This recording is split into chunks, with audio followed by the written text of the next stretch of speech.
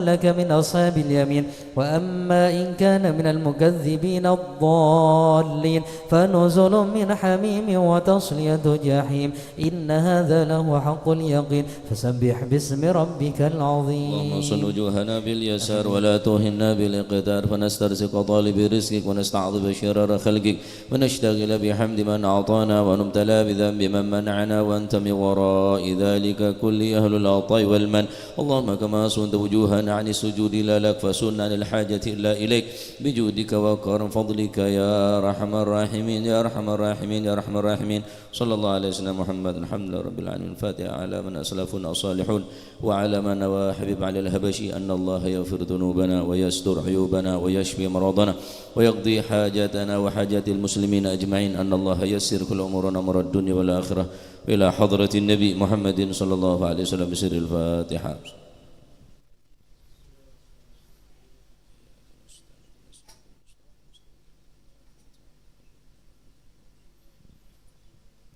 يا ربي صل على محمد شرف بدر في الكون أشراق. يا ربي صل على محمد يا ربي صل عليه وسلم. يا ربي صل على محمد كرم داع يدعو إلى الحق.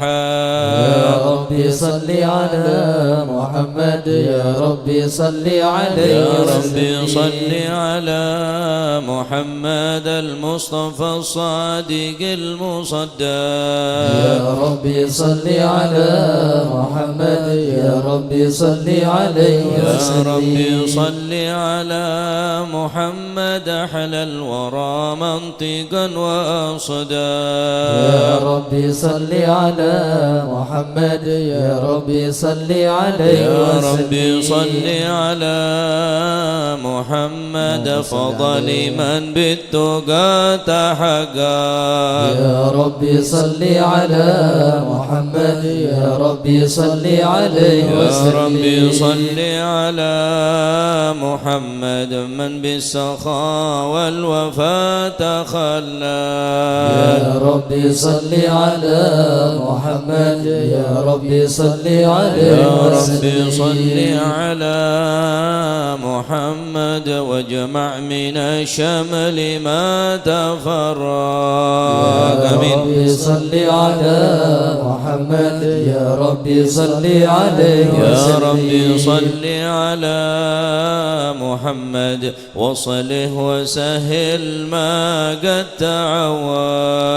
يا ربي صل على محمد يا ربي صل عليه يا وسلم. ربي صل على محمد وافتح من الخير كل مغلاق. يا ربي صل على محمد يا ربي صل عليه يا وسلم. ربي صل على محمد وآله ومن بالنبي تعلى. يا ربي صل على محمد يا ربي صل عليه يا ربي صل وسلم. على محمد وآله ومن للحبيب يعشى. يا ربي صل على محمد يا ربي صل عليه وسلم. يا ربي صل على محمد ومن بحبل النبي توثى. يا ربي صل على محمد يا ربي صل عليه يا وسلم. ربي صل على محمد يا ربي صل عليه وسلم. يا ربي صل على محمد يا ربي صل عليه وسلم. اللهم صل وسلم وبارك عليه. أعوذ بالله من الشيطان الرجيم. بسم الله الرحمن الرحيم.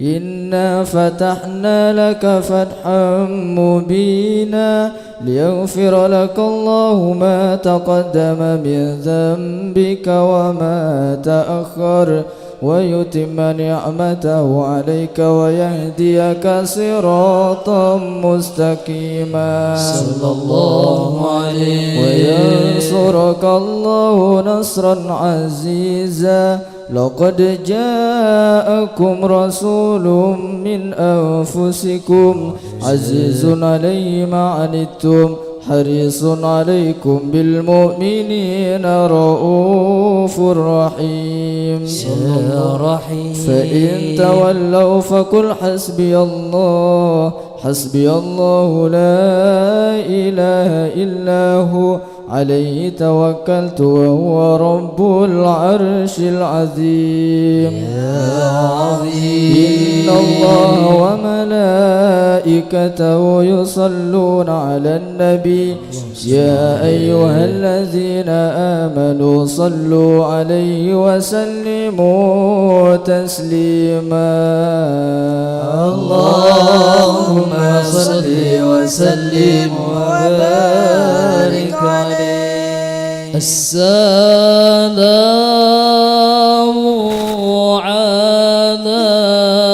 عليك زين الأنبياء السلام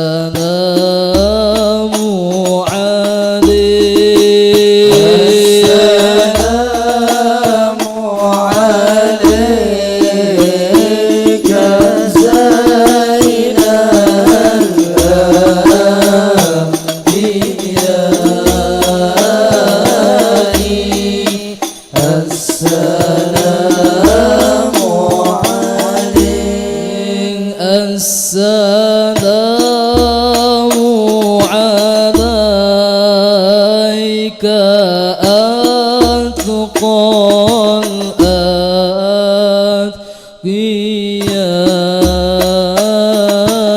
الأتقياء السلام عليك السلام عليك زين الأنبياء السلام عليك السلام عليك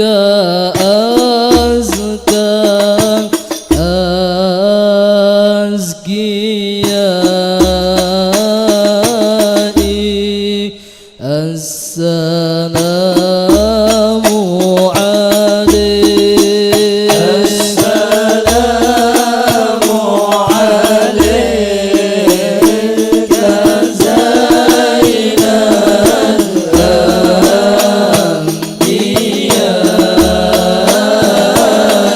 الأنبياء السلام عليك السلام عليك أسفى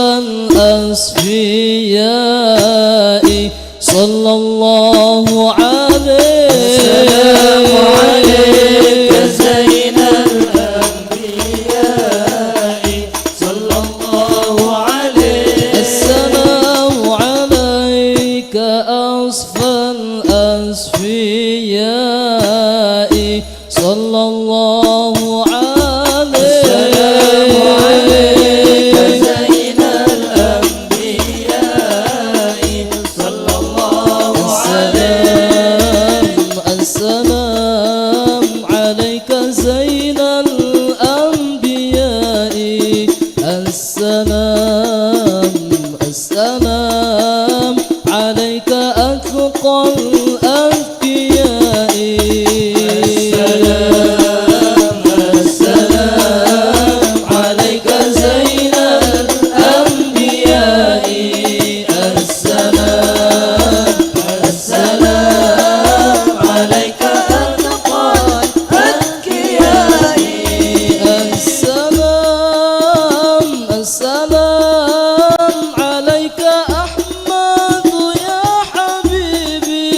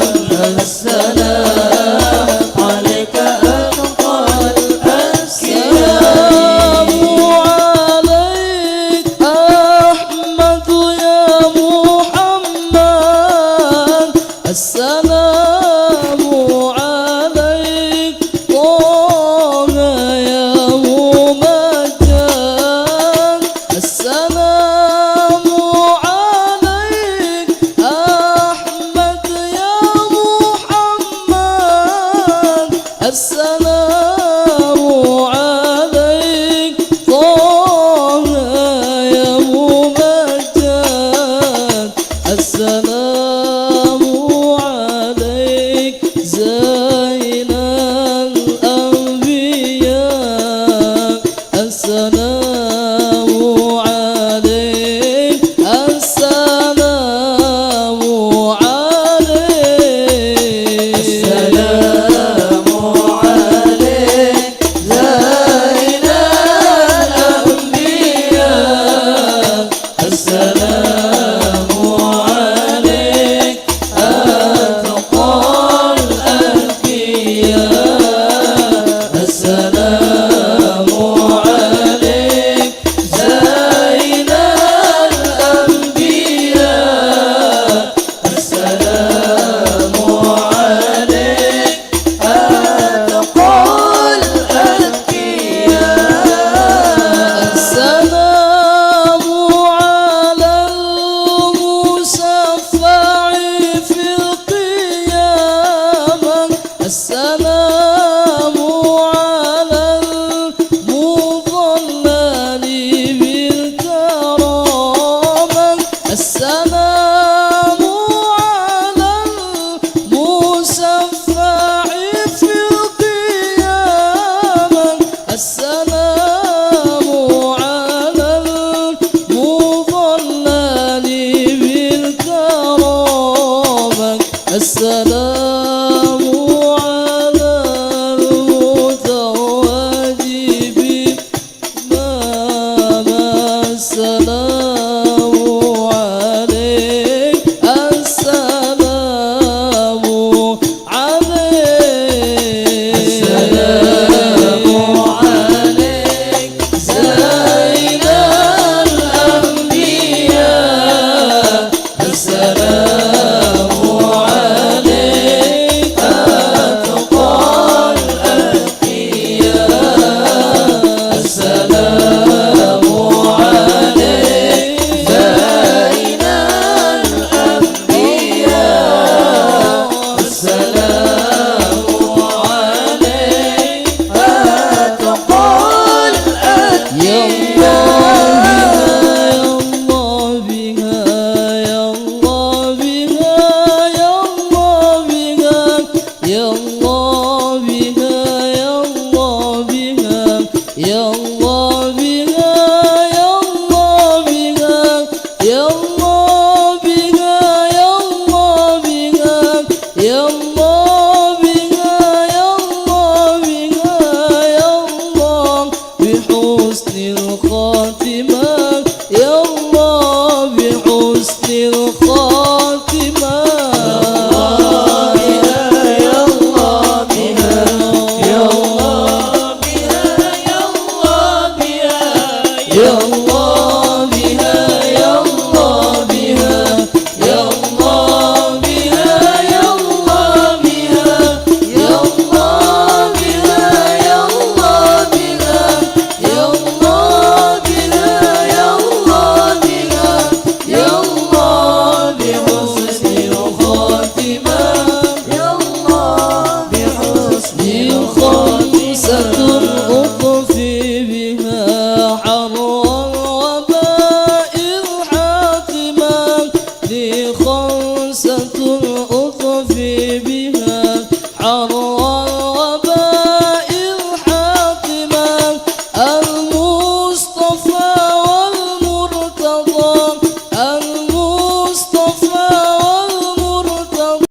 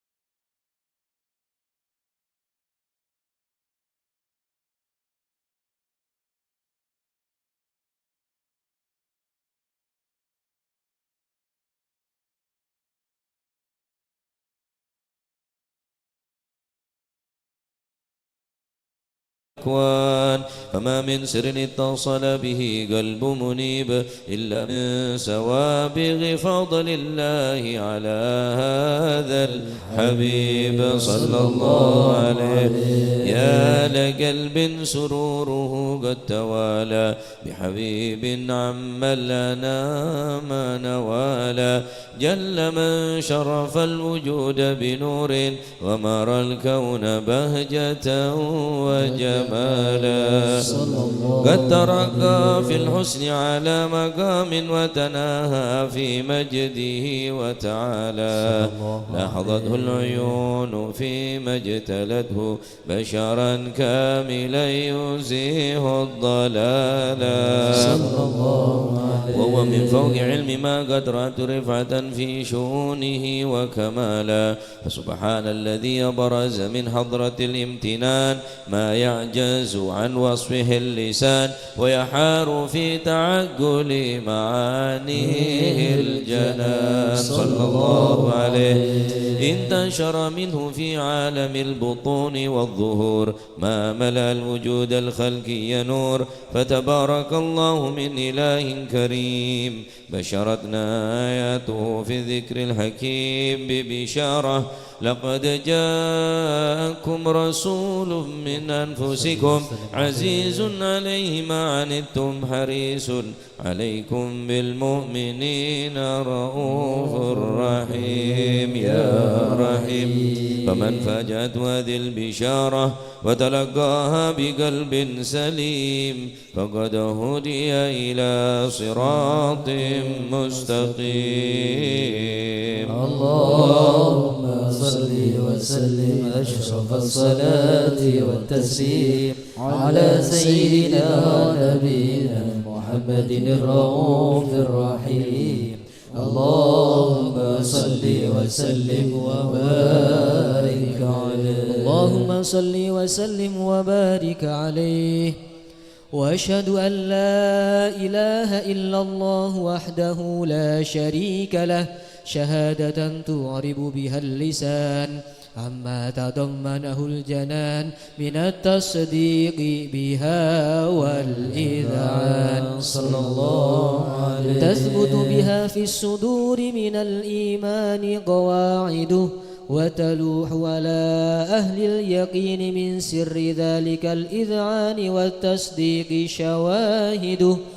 وأشهد أن سيدنا محمدًا العبد الصادق في قوله وفعله والمبلغ عن الله ما أمره بتبليغه لخلقه من فرده ونفله صلى الله عليه. عبد أرسله الله للعالمين بشيرا ونذيرا فبلغ الرسالة وأدى الأمانة وهدى الله به من الأمة بشرا كثيرا فكان في ظلمة الجهل للمستبصرين سراجا وقمرا منيرا صلى الله عليه. فما أعظمها من منة تكرم الله بها على البشر وما أوسعها من نعمة انتشر سرها في البحر والبر.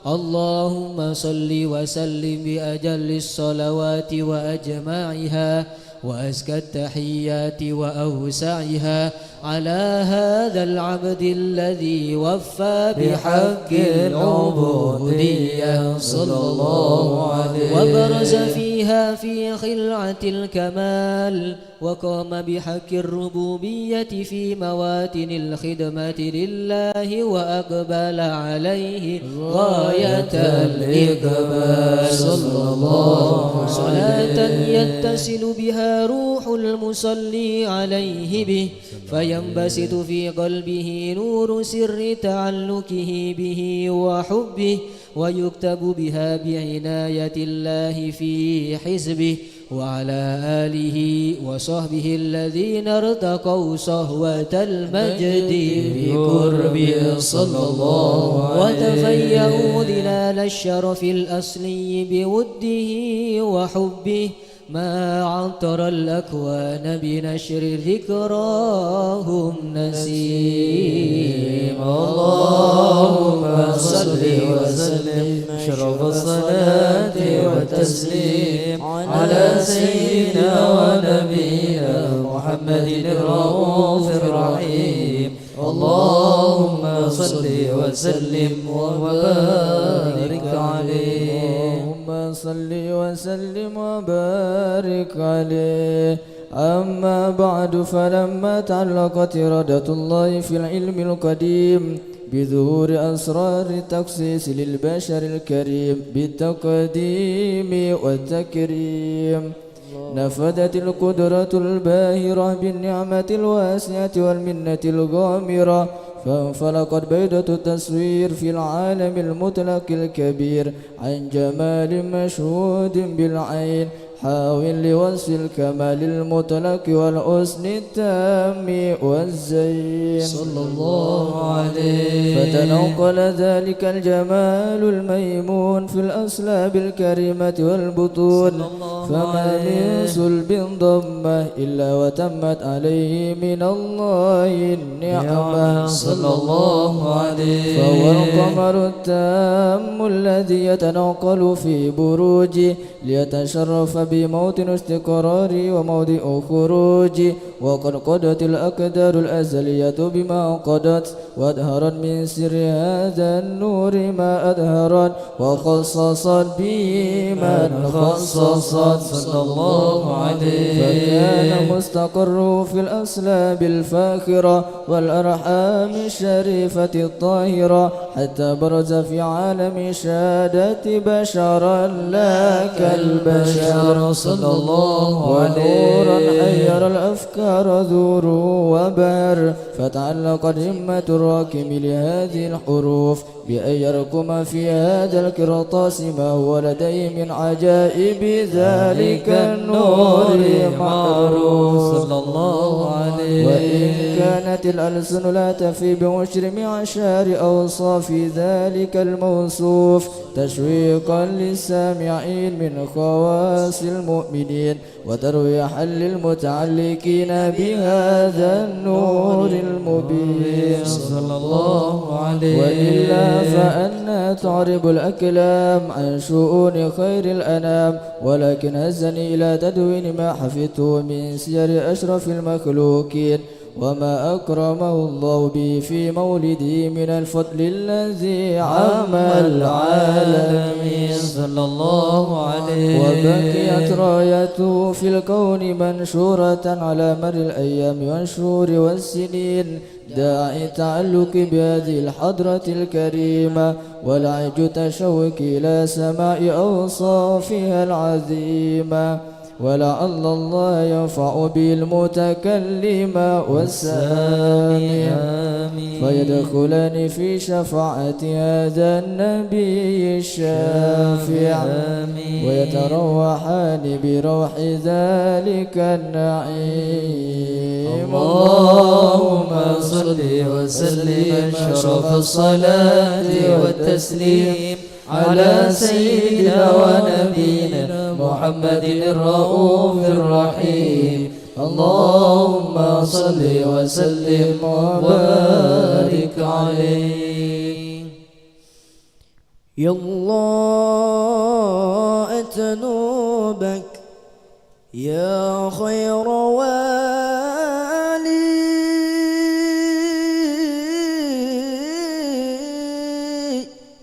جد علينا بأكبر عطية وشرحي صدر، وانظر لحالي واختمي العمر يا الله بالإيمان. يا الله أتنوبك يا خير والي،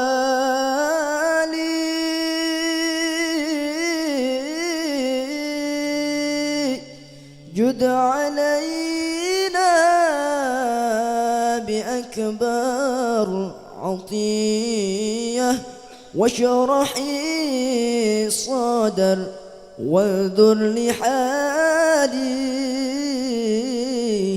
واختمي العمر يا الله بالإيمان يا رسول الله سلام عليك يا رفيع عشا يا رفيع عشا يا رفيع عشاني والدرج يا رسول الله سلام عليك يا رفيع عشا يا رفيع عشا يا رفيع عشاني والدرج كل بيت أنت ساكنه ليس محتاجا ليس محتاجا ليس محتاجا إلى السرود يا رسول الله سلام عليك يا رفيع عشا يا رفيع عشا يا رفيع عشاني والدرج ومريد أنت عائده قد أتاه الله قد أتاه الله قد أتاه الله بالفرج يا رسول الله سلام عليك يا رفيع عشا يا رفيع عشا يا رفيع عشاني والدرج وزمان أنت حاكمه زال ما فيه زال ما فيه زال ما فيه من العوج يا رسول الله سلام عليك يا رفيع عشا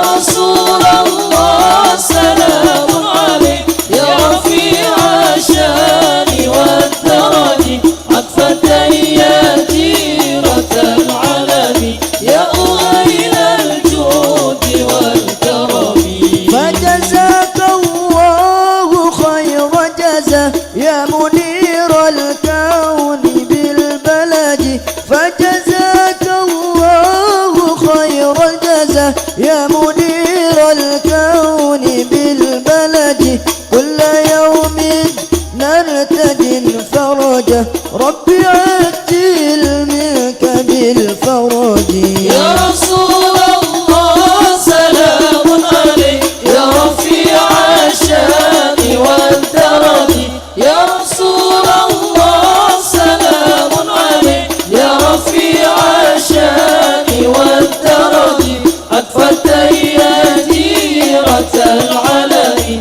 يا أهيل الجود والكرم كل بيت أنت ساكنه غير محتاج إلى السرج كل بيت أنت ساكنه غير محتاج إلى السرج وجهك المأمول حجتنا يوم يأتي الناس بالحجج يا رسول الله سلام عليك يا رفيع الشان والدرج يا رسول الله سلام عليك يا رفيع الشان والدرج عطفة يا جيرة العلم يا أهيل الجود والكرم ربي فارفعنا ببركتهم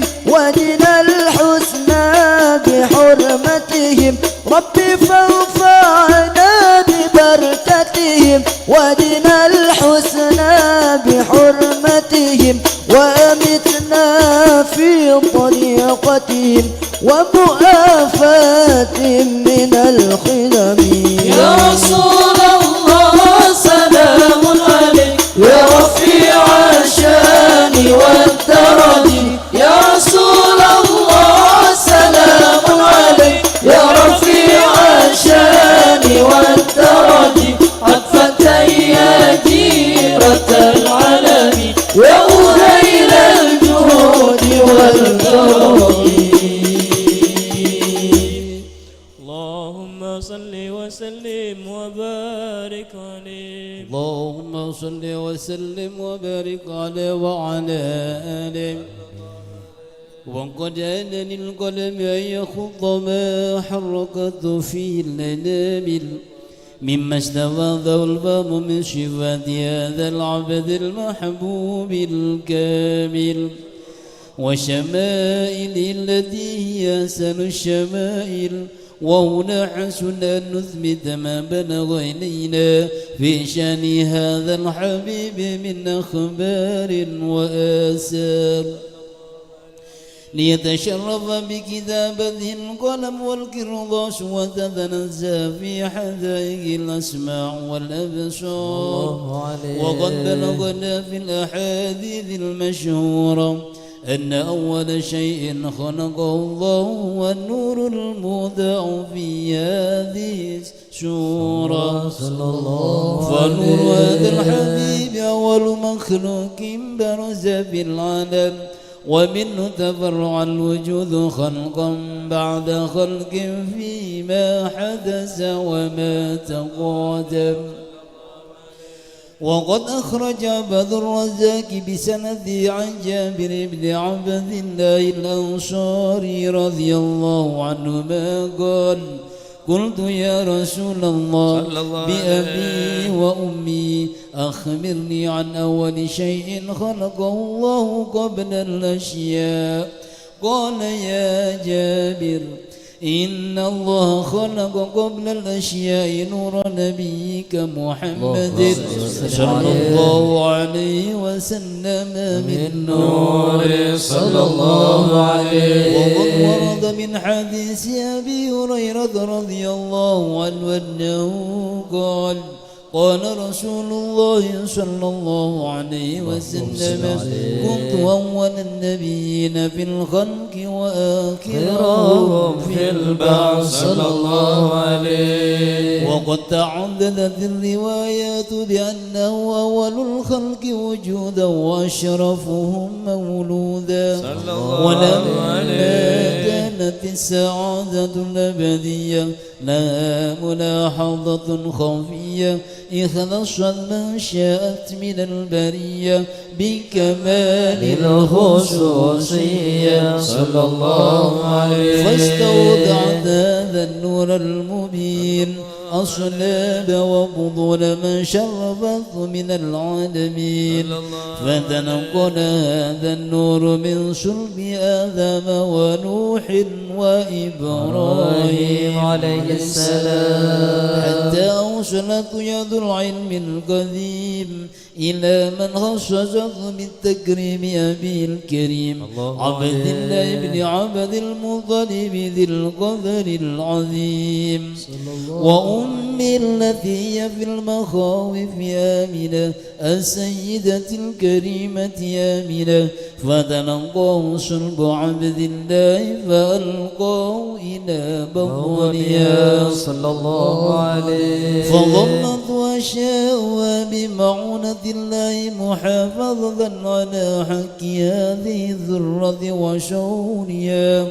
فحملت برعاية الله كما ورد عنا حملا خفيفا لا تجد له ثقلا صلى الله عليه. ولا نشكو منه ولما ولا عننا حتى مر الشهر بعد الشهر من حمله وقرب وقت بروزه إلى عالم الشهادة لتنبسط على أهل هذا العالم فيوضات فضله وتنتشر فيه آثار مجده الصميم. اللهم صل وسلم أشرف الصلاة والتسليم على سيدنا ونبينا محمد الرؤوف الرحيم. اللهم صل وسلم وبارك عليه. اللهم صل وسلم وبارك عليه وعلى آله صلى الله عليه. ومنذ علقت بهذه الدرة المكنونة والجوهرة المسونة والكون كله يصبح ويمسي في سرور وابتهاج صلى الله عليه. بقرب ظهور شراك هذا السراج والعيون متشوفة إلى بروزه متشوقة إلى التقاط جواهر كنوزه صلى الله عليه. وكل دابة لقريش نطقت بفصيح العبارة معلنة بكمال البشارة. وما من حامل حملت في ذلك العام إلا أتت في حملها بغلام من بركات وسعادة هذا الإمام صلى الله عليه. ولم تزل الأرض والسماوات متضمخة بعطر الفرح بملاقاة أشرف البريات وبروزه من عالم الخفاء إلى عالم الظهور بعد تنقله في البطون والظهور. قدر الله في الوجود بهجة التكريم وبسط في العالم الكبير مائدة التشريف والتعظيم ببروز هذا البشر الكريم. اللهم صل وسلم أشرف الصلاة والتسليم على سيدنا ونبينا محمد الرؤوف الرحيم. اللهم صل وسلم وبارك عليه. اللهم صل وسلم وبارك عليه. فحين قرب أوان وضع هذا الحبيب أعلنت السماوات والأرضون ومن فيهن بالترحيب وأمطار الجود الإلهي على أهل الوجود تثج وألسنة الملائكة بالتبشير للعالمين نتائج سبحان الله والحمد لله ولا إله إلا الله والله أكبر سبحان الله والحمد لله ولا إله إلا الله والله أكبر سبحان الله والحمد لله ولا إله إلا الله والله أكبر. والقدرة كشفت قناع هذا المستور ليبرز نوره كاملا في عالم الظهور نورا فاق كل نور صلى الله عليه. وأنفذ الحق حكمه على من أتم الله عليه النعمة من خواص الأمة أن يحضر عيد وعده أمة تأنيسا لجنابها المسعود ومشاركة لها في هذا السماط الممدود صلى الله عليه. فحضرت بتوفيق الله السيدة مريم والسيدة آسيا ومعهما من الحور العين ما قسم الله له من الشرف بالقسمة الوافية. فأتى الوقت الذي رتب الله على حضوره وجود هذا المولود فانفلق سبح الكمال من النور عن عمود وبرز الحامد المحمود مذعنا لله بالتعظيم والسجود. صلى الله على محمد صلى الله عليه وسلم صلى الله على محمد صلى الله عليه وسلم. اللهم صل على محمد ومولانا محمد. Usahakan khusyuk ya. أشرق الكون ابتهاجا بوجود المصطفى حمد ولأهل الكون أنس وسرور قد تجدد سلام عليك يا رسول سلام عليك يا حبيب سلام عليك صلوات الله عليك. فاضطربوا يا أهل المثاني فهزاروا اليمن غرد واستضيئوا بجمال فاق في الحسن تفرد. صلى الله عليه صلى الله عليه يا رسول سلام عليك يا حبيب سلام عليك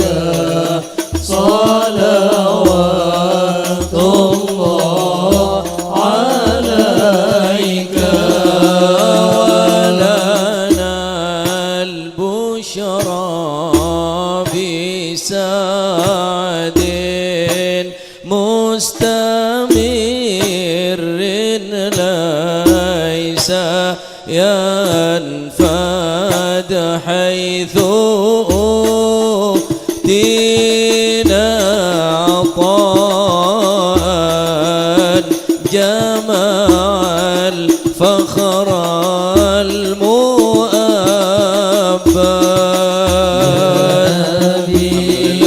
سلام عليك يا رسول سلام عليك يا حبيب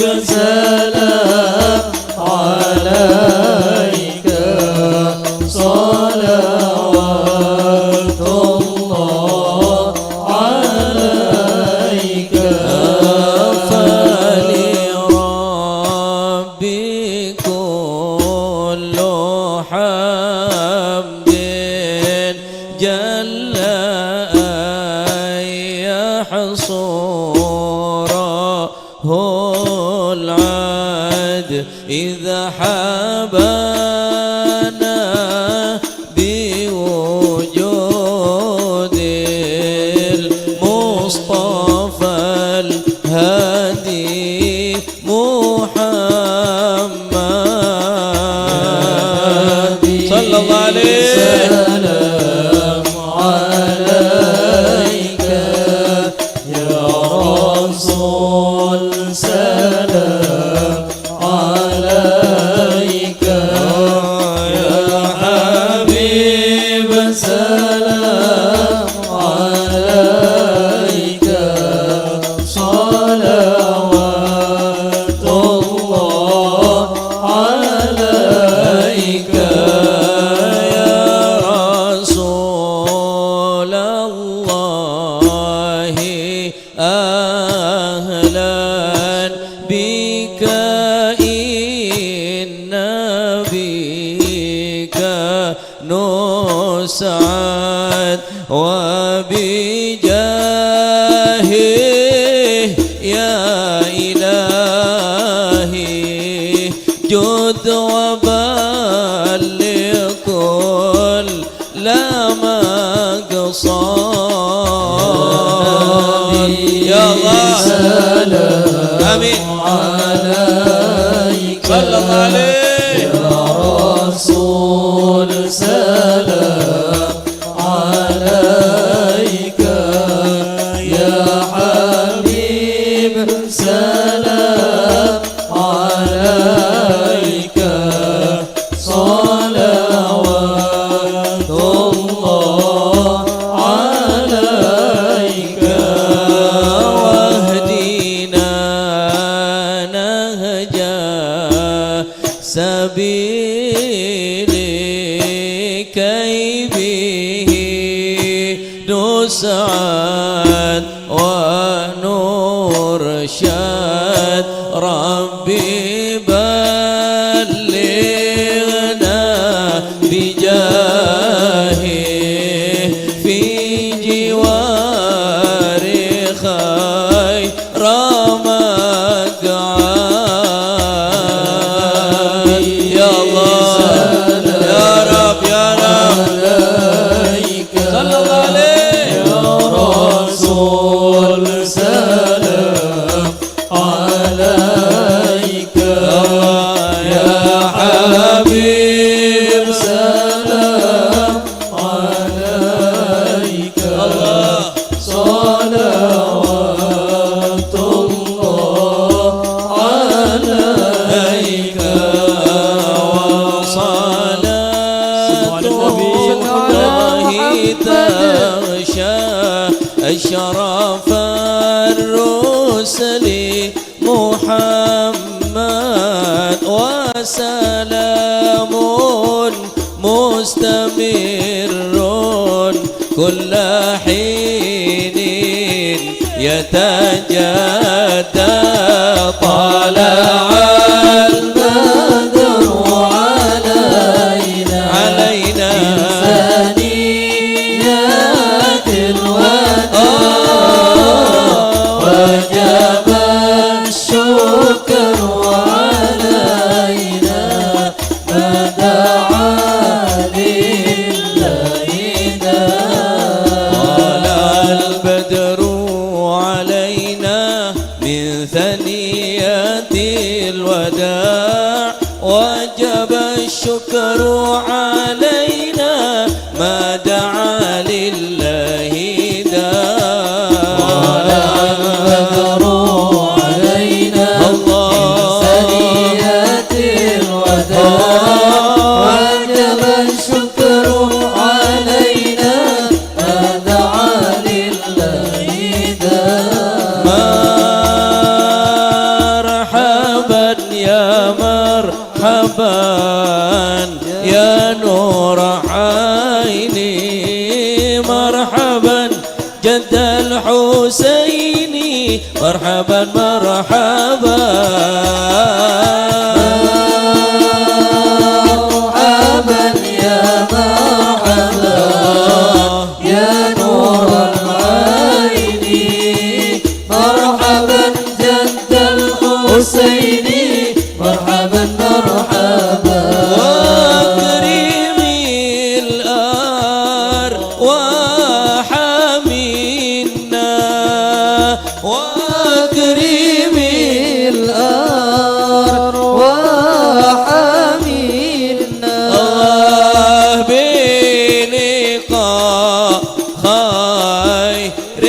الأنام مرحبا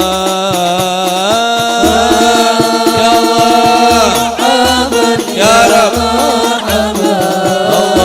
يا نور العين مرحبا جد الحسين مرحبا مرحبا صلى الله على محمد صلى الله عليه وسلم صلى الله على محمد يا ربي صلي وسلم يا نبي سلام عليك يا رسول سلام عليك يا حبيب سلام عليك صلوات الله عليك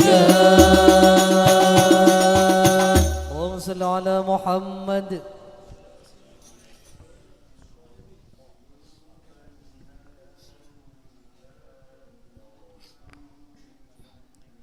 Bismillah, alhamdulillah, wassalatu wassalamu ala rasulillah Sayyidina Maulana Muhammad Ibni Abdillah, la hawla wa la quwwata illa billah. Radiyallahu ankum wa qala radiyallahu an man lam yahzan ala fawati ta'ah wa lam yandam ala fi'lil ma'siyah fahuwa min alamati mautil galab. Wa qala radiyallahu an wal qulubul farighah min ta'atillah wastawat bisyahawat allati hiya sababu halakatiha wa mautiha. Kaifar rahilu bila zadin ila watanin ma yanfa'ul mar'a fihi ghairu taqwahu. Man lam yakun zaduhu at-taqwa falaysa lahu yawmal qiyamati ala 'abdin ala falaysa yawmal qiyamati falaysa lahu 'udhrun 'inda maulahu ila akhir ma qala radhiyallahu anhu wa ardhah. Man lam yahzan ala fawati ta'ah, barang siapa yang tidak bersedih karena kehilangan kesempatan untuk berbuat ketaatan, walam yandam ala fi'lil ma'siyah, dan dia tadi itu tidak menyesali atas perbuatan maksiat, fahuwa min alamati mautil galab, maka sikap yang demikian tadi itu adalah termasuk bagian daripada tanda-tanda kematian hati. Dia ketinggalan ketaatan, dia tidak menyesal padahal dia ada kesempatan. Dia melakukan kemaksiatan, tidak ada penyesalan, tidak ada tempuh, tidak ada merasa salah dan berdosa, bahkan dia cenderung bangga dengan kemaksiatannya.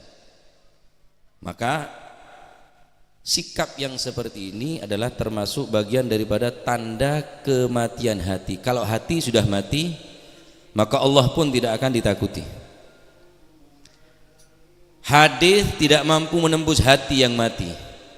Nasihat tidak akan mampu mengobati hati yang mati, tidak akan mampu menghidupkan hati yang mati kecuali Allah Subhanahu wa taala yang menghidupkan. Oleh karenanya, hendaklah kita yang masih mempunyai kesempatan untuk berbuat kebaikan, untuk berbuat ketaatan, jangan sampai kita ketinggalan.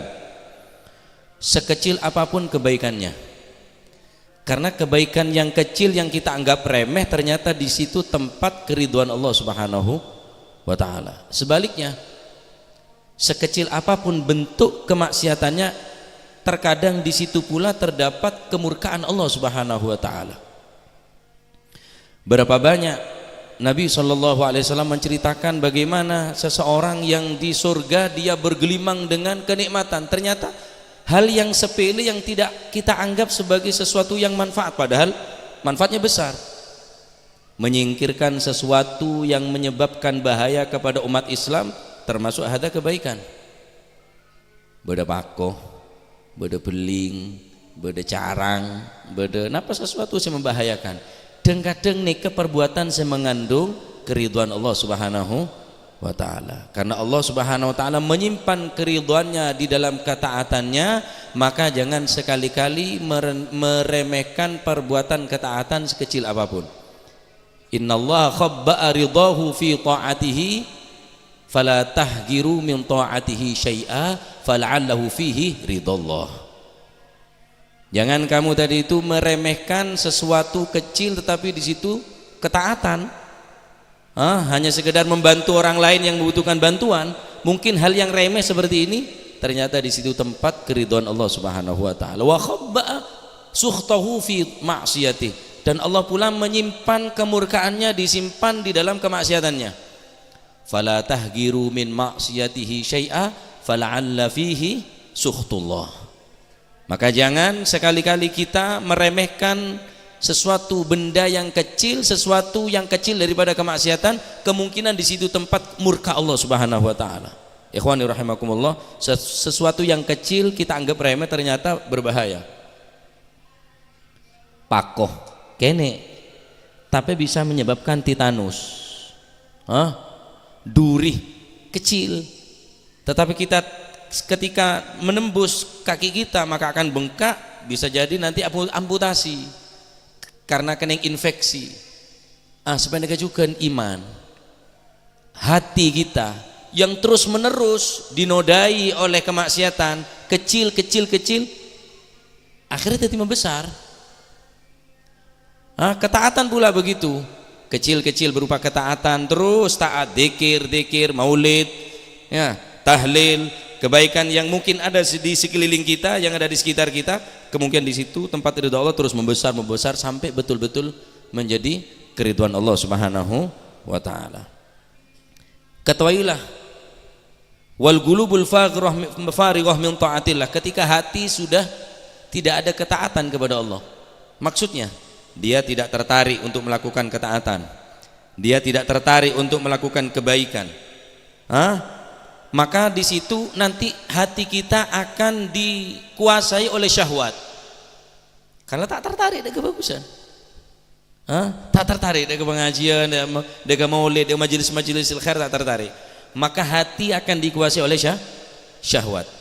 Maka ketika syahwat menguasai kita, itulah sebab kehancuran hati kita dan menjadi sebab kematian hati kita.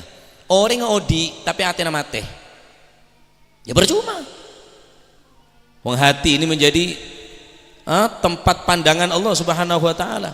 Innallaha la yanzuru ila ajsamikum wala ila suwarikum walakinnallaha yanzuru ila qulubikum wa amalikum.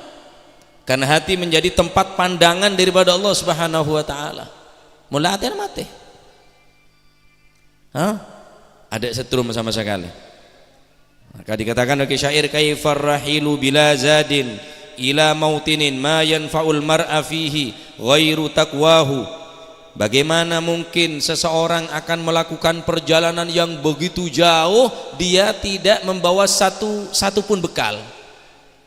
Bila zadin, dia tahu akan menempuh jarak yang begitu jauh, tapi dia bonek. Sepenting guaku temu guaku, tak bisa.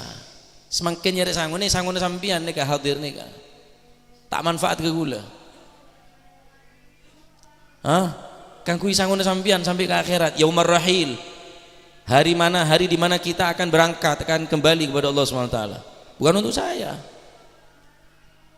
Bagaimana mungkin seseorang akan menempuh perjalanan yang begitu jauh ila watanin, ke tempat tujuan yaitu akhirat, ma yanfa'ul mar'a fihi ghairu taqwahu. Tidak ada yang lebih manfaat kepada seseorang melebihi ketakwaannya kepada Allah Subhanahu wa taala. Man lam yakun zaduhu at-taqwa, barang siapa yang tidak menjadikan ketakwaan sebagai sangu, sebagai bekal, falaisa lahu yaumal qiyamati udhrun 'inda maulahu, maka tidak ada alasan kelak kita berjumpa kepada Allah tanpa membawa bekal ketakwaan, tidak ada udzur, tidak ada alasan.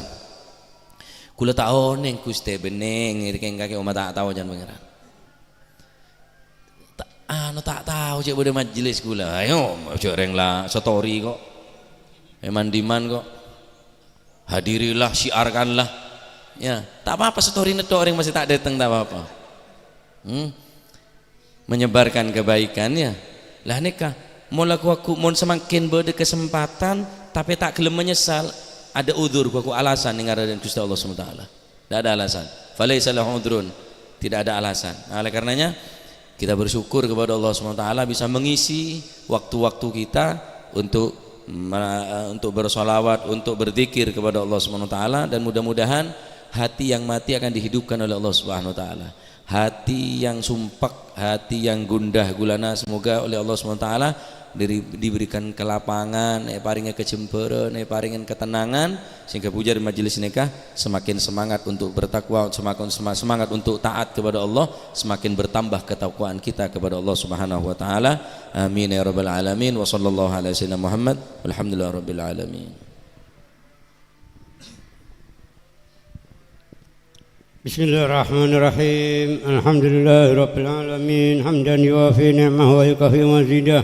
Ya Rabbana lakal hamd kama yanbaghi li jalali wajhika wa li 'azimi sultanik. Allahumma salli wa sallim ala sayyidina Muhammadin fil awwalin wa salli wa sallim ala sayyidina Muhammadin fil akhirin wa salli wa sallim ala sayyidina Muhammadin fi kulli waqti wa hin wa salli wa sallim ala sayyidina Muhammad fil mala'il a'la ila yaumiddin wa salli wa sallim ala sayyidina Muhammadin wa ala alihi wa sahbihi ajma'in. ولما ندم الفكر من درار الأوصاف المحمدية عقودا توجهت إلى الله متواصلا بسيدي وحبيبي محمد صلى الله عليه وسلم أن يجعل سعي فيه مشكورا وفعلي فيه محمودا وأن يكتب أعمالي في الأعمال المقبولة وتوجهي في التوجهات الخالصة والصلات الموصولة. اللهم يا من إليه تتوجه الآمال فتعود ضافرا وعلى باب عزته تحت الرحال فتحشاها منه الفيوضات الهامرة. نتوجه إليك بأشرف الوسائل لديك سيد المرسلين عبدك الصادق الأمين سيدنا محمد الذي أمت رسالته العالمين أن تصلي وتسلم على تلك الذات الكاملة مستودع أمانتك وحافظ سرك وحامل راية دعوتك شاملة الآب الأكبر المحبوب لك والمحسس بشرف الأفخار في كل موطن من مواطن القرب ومدهر قاسم إمدادك في عبادك وساكي كؤوس إرشادك لأهل ودادك سيد الكونين وأشرف الثقلين العبد المحبوب الخالص المعسوس منك بأجال الخصائص. اللهم صل وسلم عليه وعلى آله وأصحابه وأهل حضرة اقترابه من أحبابه. اللهم إنا نقدم إليك جاه هذا النبي الكريم وتوسل إليك بشرف مقامه العظيم أن تلاحظنا في حركاتنا وسكناتنا بعين عنايتك وأن تحفظنا في جميع أدوارنا وتقلباتنا بجميل رعايتك وحسن وقايتك وأن تبلغنا من شرف القرب إليك وإلى هذا الحبيب غاية آمالنا وتتقبل منا ما تحركنا فيه من نياتنا وأعمالنا وتجعلنا في حضرة هذا الحبيب من الحاضرين وفي طرائق اتباعه من السالكين ولحقك وحقه من المؤدين ولأهلك من الحافظين. اللهم إن لنا أدماء في رحمتك الخاصة فلا تهربنا ودنونا جميلة يا وسيلتنا إليك فلا تهيبنا. آمنا بك وبرسولك وما جاء به من الدين وتوجهنا به إليك مستشفئين أن تقابل المذنب منا بالغفران والمسيء بالإحسان والسائل بما سأل والمؤمل بما أمل وأن تجعلنا ممن نصر هذا الحبيب ووازره وواله وظاهره وأم ببركته وشريف وجهته أولادنا ووالدينا وأهل قدرنا ووادينا وجميع المسلمين والمسلمات والمؤمنين والمؤمنات في جميع الجهات وأدم راية الدين القويم في جميع الأقطار منشورة ومعالم الإسلام والإيمان بأهلها مأمورة معنى وسورة واكشف اللهم كربة المكروبين واقض دين المدينين واغفر للمذنبين وتقبل توبة التائبين وانشر رحمتك على عبادك المؤمنين أجمعين واكف شر المعتدين والظالمين وابسط الأدل بولاة الحق في جميع النواحي والأقطار وأيدهم بتأييد من عندك ونصر على المعاندين من المنافقين والكفار وجعلنا يا رب في الحسن الحسين من جميع البلايا وجعلنا يا رب في الحسن الحسين من جميع البلايا وفي الحرز المكين من الذنوب والخطايا وأدمنا في العمل بطاعتك والصدق في خدمتك قائمين وإذا توفيتنا فتوفنا مسلمين مؤمنين واختم لنا منك بخير أجمعين وصل وسلم على هذا الحبيب المحبوب للأجسام والأرواح والقلوب وعلى آله وصحبه ومن إليه منسوب وآخر دعوانا أن الحمد لله رب العالمين بفضلك سبحانك ربك رب العزة عما يصفون وسلام على المرسلين والحمد لله رب العالمين بسر الفاتحة.